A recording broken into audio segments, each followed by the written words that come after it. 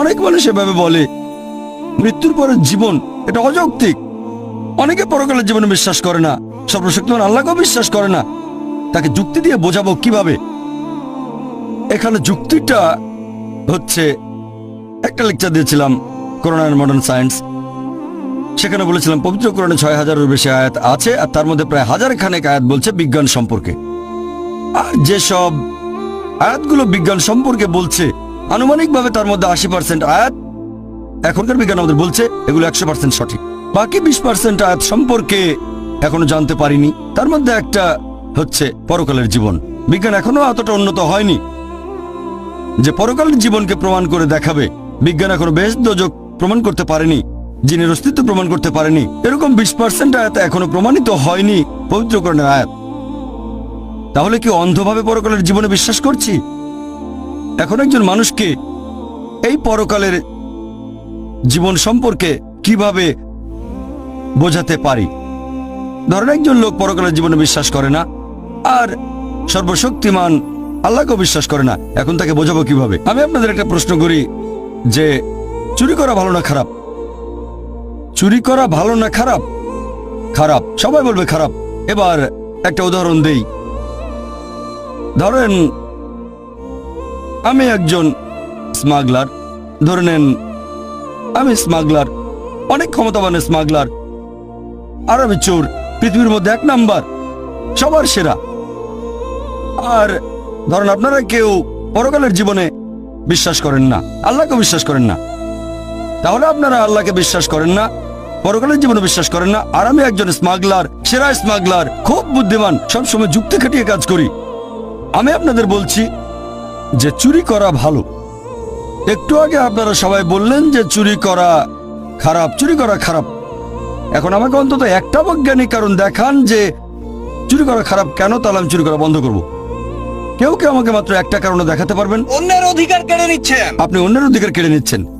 মেনে নিলাম যে আমি অন্যের অধিকার কেড়ে নিচ্ছি। আমি হয়তো কারো ১,০০০ টাকা চুরি করছি, তার অধিকার কেড়ে নিচ্ছি। এটা তার জন্য খারাপ, আমার জন্য না। আমি বলছি যুক্তি দিয়ে বোঝান যে এটা আমার জন্য খারাপ কেন। যদি কারো কাছ থেকে ১,০০০ টাকা চুরি করি তাহলে ভালো হোটেলে খাওয়া দাওয়া করতে পারবো, 5 স্টার হোটেলে যেতে পারবো, সিনেমা দেখবো, এটা আমার উপকার হবে। আপনারা আমাকে যুক্তি দেখান যে এটা আমার জন্য কেন খারাপ হবে। যার চুরি যাচ্ছে তার জন্য এটা খারাপ। পুলিশ শাস্তি দেবে। আরেক ভাই বললেন পুলিশ আমাকে শাস্তি দিতে পারে, পুলিশ আমাকে অ্যারেস্ট করবে। ভাই পুলিশ তো আমার পকেটে আছে, মন্ত্রী মিনিস্টার আমার পকেটে। বলছি তো আমি হচ্ছি সেরা স্মাগলার, পৃথিবীর মধ্যে ১ নাম্বার। মনে রাখবেন প্রথমেই বলেছি যে ধরে নেবেন আপনারা হলেন সেই সব মানুষ যারা আল্লাহকে বিশ্বাস করে না, পরকালে বিশ্বাস করে না, আর আমি স্মাগলার। এখন আপনারা আমাকে বোঝাবেন যে চুরি করা খারাপ, মাত্র একটা লজিক্যাল কারণ দেখান। এটা তো হারাম, চুরি করা হারাম কাজ। হারাম? হ্যাঁ হারাম আপনার কাছে, আপনি চুরি করবেন না, কিন্তু আমার কাছে তো হারাম না। আপনার কাছে হারাম হলে, নিষিদ্ধ হলে আপনি চুরি করবেন না। কে আপনাকে চুরি করতে বলছে? আমি বলছি আমাকে প্রমাণ দেখান। আমি খুব লজিক্যাল মানুষ, মাত্র একটা লজিক্যাল কারণ দেখান যে এটা কেন খারাপ, তাহলে আমি আর চুরি করবো না। মাত্র একটা, দুটো লাগবে না, মাত্র একটা কারণ দেখান। একদিন আপনারও চুরি যাবে। একদিন আমারও চুরি যাবে? খুব ভালো ভাই, খুব বুদ্ধিমান, অন্য কেউ চুরি করবে। ভাই বলেছি তো আমি ১ নম্বর মাফিয়া। আমার ১০০ জন বডিগার্ড, ১০০ জন বডিগার্ড স্টেজের পেছনে আছে, সবার কাছে AK-56 রাইফেল। ছোটখাটো চোরের বাসা চুরি হতে পারে, আমি তো পৃথিবীর ১ নাম্বার, আমার সঙ্গে বডিগার্ড থাকে, এখানে চোর আসবে না। আপনি তো আপনার সব সম্পদ নিয়েই মারা যাবেন, কোনো লাভ হবে না। সব সম্পদ নিয়ে মারা যাব? আমরা সবাই মারা যাব, এতে সমস্যা কি? সবাই তো মারা যাব, আপনি মরবেন না? মারা যাওয়ার আগে জীবনটা উপভোগ করব। আপনার বিবেক বাধা দেবে। আমার বিবেক এখানে বাধা দেবে? ভাই বিবেক এখানে কোনো ঝামেলা করবে না। আমি খুব লজিক্যাল মানুষ, আপনার বিবেক বলছে তাই আপনি চুরি করবেন না। আমি খুব লজিক্যাল মানুষ, আমার বিবেক কখনো বাধা দেয় না। আমি আপনাদের বলছি আমাকে একটা লজিক্যাল কারণ দেখান।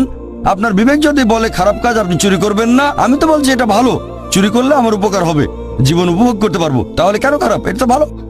আপনাদের উত্তর দেওয়ার সময় শেষ, এবার টেবিলটা উল্টে দিতে হবে। আপনার কাজটা ঠিক না, কারণ আপনি চুরি করছেন, স্মাগলিং। এতে করে সমাজে আচ্ছা ঠিক আছে, আপনাদের উত্তর দেওয়ার সময় শেষ। অনেক শত্রু তৈরি হবে। আমার শত্রু থাকলে সমস্যা নেই, আমার কেউ ক্ষতি করবে না, আমার আছে বডিগার্ড। আপনাদের উত্তর দেওয়ার সময় শেষ, এবার আমি উত্তরটা বলছি, আপনাদের উত্তরটা বলছি। আমি আগে বলেছিলাম এটা একটা উদাহরণ। ধরেন একজন লোক আপনার কাছে এসে জিজ্ঞেস করলো যে কিভাবে প্রমাণ করবেন ইসলামিক শরিয়া নিখুঁত? এই প্রশ্নটা যদি করা হয় তাহলে এবার টেবিলটা উল্টে দেন। টেবিলটা উল্টে দেন। ধরেন আপনি স্মাগলার, উদাহরণ দিচ্ছি, এটা ধরে নেন আপনি পৃথিবীর 1 নম্বর স্মাগলার আর আমি একজন মুসলিম। আপনাকে বোঝানোর চেষ্টা করছি। আপনি স্মাগলার, আমাকে বললেন প্রমাণ করে দেখান যে চুরি করা খারাপ। বললাম পুলিশ অ্যারেস্ট করবে, আপনি বললেন পুলিশ আমার পকেটে। তারপর বললাম এতে অন্যের ক্ষতি হচ্ছে, আপনি বললেন তাতে আমার কিছু যায় আসে না। বললাম বিবেক দংশন করবে, বললেন আমার বিবেকই নেই, দংশন করবে কে আমাকে? মুসলিম হিসেবে আমি যেটা করব, প্রথমে আমি তার সামনে আল্লাহ তাআলার অস্তিত্ব প্রমাণ করে দেখাবো। এটা করেছি একটা লেকচারে, is the Quran God's word. এখন যদি কেউ এই লেকচারটা is the Quran God's word খোলা মন নিয়ে দেখেন, তাহলে আপনিও মানবেন যে সবচেয়ে ক্ষমতাবান আল্লাহ সুবহানাহু ওয়া তাআলা, সর্বশক্তিমান ঈশ্বর। প্রমাণ করব পবিত্র কোরআন আর বিজ্ঞান দিয়ে। 1 নম্বর পয়েন্ট। 2 নম্বর পয়েন্ট, সে তখন বলবে আচ্ছা আমি মেনে নিলাম যে ঈশ্বর সর্বশক্তিমান। এখন সে প্রশ্ন করবে ঈশ্বর যদি এমন মহান হন তাহলে শাস্তি দিচ্ছেন না কেন? এটা আবার কোন ধরনের সুবিচার? আল্লাহ পবিত্র কোরআনে বলেছেন সূরা নিসা অধ্যায় নম্বর 4 আয়াত নম্বর 40, আল্লাহ সুবহানাহু ওয়া তাআলা কারো প্রতি অনুপরিমাণও জুলুম করেন না, তবে কেউ চায় না নিজের প্রতি অবিচার হোক। একজন লোক অন্য কারো মা বা স্ত্রীকে ধর্ষণ করলো, তাকে মৃত্যুদণ্ড দিলে আপনারা বলবেন বর্বর আইন। অবিচার যদি হয় আপনার সাথে, তখন বুঝতে পারবেন যে সুবিচার করতে হবে। সবাই এখানে একমত হবেন যে অবশ্যই সুবিচার করতে হবে। এখন প্রশ্ন হচ্ছে এই পৃথিবীতে আমরা সুবিচার করব কিভাবে? সবাই তো সুবিচার পাবে না। যেমন ধরেন আপনি এটা জানেন যে হিটলার 60 লক্ষ ইহুদিকে হত্যা করেছিল। কতজন? 60 লক্ষ ইহুদি। ধরেন আপনি আজকে হিটলারকে ধরলেন, তাকে এখন কি শাস্তি দেবেন? কি শাস্তি দেবেন? ম্যাক্সিমাম তাকেও গ্যাস চেম্বারে পাঠিয়ে দেবেন। তাতে মাত্র একটা জীবনের ক্ষতিপূরণ হবে। বাকি 59,99,999 জন ইহুদি ছিল, তাদের ব্যাপারে কি হবে? তারা সুবিচার পাবে না? এটা আবার কোন ধরনের আইন? একে সুবিচার বলবেন? আল্লাহ পবিত্র কোরআনে বলেছেন সূরা আলে ইমরান অধ্যায় নম্বর 3 আয়াত নম্বর 185 যে কুল্লু নাফসিন যায়কাতুল মউত, জীব মাত্রই মৃত্যুর স্বাদ গ্রহণ করবে, আর চূড়ান্ত বিচার হবে রোজ কিয়ামতের দিনে। আর যাকে দোজখের আগুন থেকে দূরে রাখা হবে, বেহেশতে নেওয়া হবে, সে পৃথিবীর উদ্দেশ্য অর্জনে সফল কাম। কারণ এই পার্থিব জীবন এটা ছলনাময় ভোগ বিলাসিতা ব্যতীত আর কিছুই নয়। তাহলে চূড়ান্ত হিসাব কিতাব, চূড়ান্ত বিচার সেটা হবে রোজ কিয়ামতের দিনে। সেটাই হচ্ছে চূড়ান্ত হিসাব কিতাব। তাহলে যেভাবে একজন মাফিয়াকে বাধা দেবেন, সেটা হচ্ছে আখিরাতের জীবনের শাস্তি। এটা দিয়ে ইসলামিক শরিয়া সম্পূর্ণ হয়। আর আল্লাহ সুবহানাহু ওয়া তাআলা যদি আখিরাতে হিটলারকে শাস্তি দিতে চান, আল্লাহ পবিত্র কোরআনে বলেছেন সূরা নিসা অধ্যায় নম্বর 4 আয়াত নম্বর 56, যারা আমার আয়াত প্রত্যাখ্যান করে তাদের দোজখের আগুনে দগ্ধ করব। আর তাদের চামড়া যখন পুরোপুরি দগ্ধ হয়ে যাবে, সেখানে নতুন চামড়া দেওয়া হবে যাতে তারা ব্যথা অনুভব করতে পারে। এখনকার বিজ্ঞান জানতে পেরেছে আমাদের চামড়ার নিচে পেইন রিসেপ্টর থাকে। তাহলে আল্লাহ সুবহানাহু ওয়া তাআলা যদি হিটলারকে পোড়াতে চান 60 লক্ষ বার, তিনি তা পারেন। 1 কোটি 20 লক্ষ বার করতে পারেন।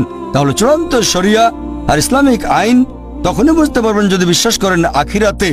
যদি আখিরাতে বিশ্বাস না করেন, তাহলে চুরি করাকে খারাপ বলবেন না, ধর্ষণকে খারাপ বলবেন না, এই সব কিছুকে তখনই খারাপ বলতে পারবেন যদি পরকালের জীবন থাকে। তাহলে এই হলো পরিপূর্ণ শরিয়া। আমি একটা উদাহরণের কথা বলে আমার লেকচার শেষ করব। যখনই আপনি শরিয়াকে বিচার করতে যাবেন, বিশুদ্ধ উৎস দিয়ে বিচার করবেন, মানে পবিত্র কোরআন আর আমাদের নবীর সুন্নত অর্থাৎ সহিহ হাদিস। এখানে একজন মুসলিমের কাজ বা মুসলিম সমাজের কাজ দেখব না। আমি জানি প্রত্যেক সম্প্রদায়ের ভেতরেই কিছু কুলাঙ্গার থাকে। কিছু লোক নিজেদের মুসলিম বলে কিন্তু শরিয়া মেনে চলে না। ইসলাম বলছে মদ পান করো না, মাদকদ্রব্য নিও না। এরকম অনেক মুসলিম আছে যারা এসব কাজে অমুসলিমদের চেয়েও পাকা। আমি এটা জানি। এরা হচ্ছে কুলাঙ্গার। প্রত্যেক সম্প্রদায়ে কিছু কুলাঙ্গার থাকে। মিডিয়া এদেরকে এমন ভাবে তুলে ধরো যেন এরাই আদর্শ মুসলিম। গতকাল একটা উদাহরণ দিয়েছিলাম, যদি একটা গাড়িকে যাচাই করতে চান আর ড্রাইভার যদি ভালো চালাতে না জানে, হুইলের পেছনে কাঁপাকাঁপি করতে করতে অ্যাক্সিডেন্ট করে বসলো, কাকে দোষ দেবেন? ড্রাইভারকে না গাড়িকে? ড্রাইভারকে। তাই মুসলিমদের দেখে ইসলাম ধর্মকে বিচার করবেন না, ইসলামকে বিচার করবেন কোরআন এবং হাদিস দিয়ে। আরেকটা গাড়ি যাচাই করতে গেলে হুইলের পেছনে আপনি এমন কাউকে বসাবেন যে খুব ভালো ড্রাইভার। তাহলে একজন মানুষের কাজ দেখে ইসলাম ধর্মকে যাচাই করতে চাইলে সবচেয়ে সেরা দৃষ্টান্ত সর্বশেষ চূড়ান্ত নবী মুহাম্মদ সাল্লাল্লাহু আলাইহি ওয়াসাল্লাম। ওয়া আখিরু দাওয়ানা আলহামদুলিল্লাহি রাব্বিল আলামিন।